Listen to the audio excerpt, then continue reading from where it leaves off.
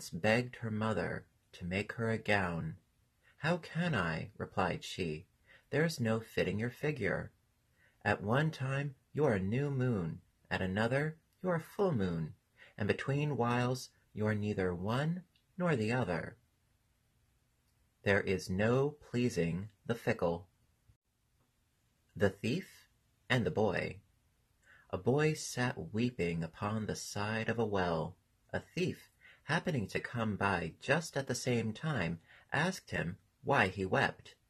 The boy, sighing and sobbing, showed a bit of cord, and said that a silver tankard had come off from it, and was now at the bottom of the well.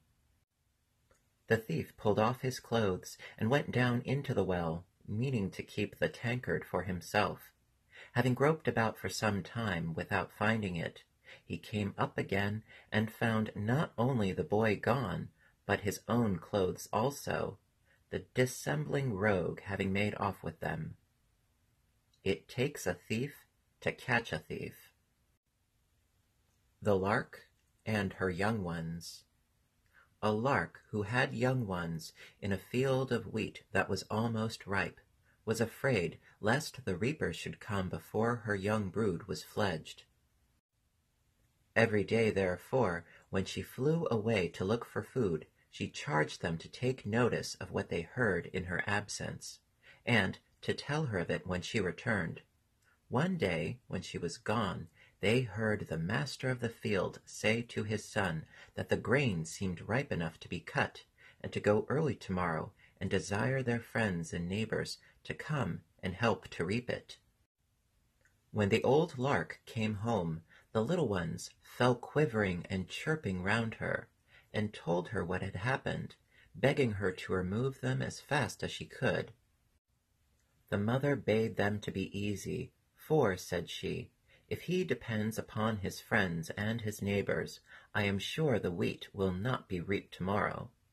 Next day she went out again, and left the same orders as before. The owner came and waited. The sun grew hot, but nothing was done, for not a soul came. You see, said he to his son, these friends of ours are not to be depended upon, so run off at once to your uncles and cousins, and say I wish them to come betimes tomorrow morning to help us to reap. This the young ones, in a great fright, reported also to their mother. Do not be frightened, children, said she. Kindred and relations are not always very forward in helping one another, but keep your ears open and let me know what you hear tomorrow. The owner came the next day, and finding his relations as backward as his neighbors, said to his son, Now, George, listen to me. Get a couple of good scythes ready against tomorrow morning, for it seems we must reap the wheat ourselves. The young ones told this to their mother. Then, my dears, said she, it is indeed time for us to go. For when a man undertakes to do his business himself, it is not so likely that he will be disappointed. She at once removed her young ones, and the wheat was reaped the next day by the old man and his son. He who would have things well done must do them himself.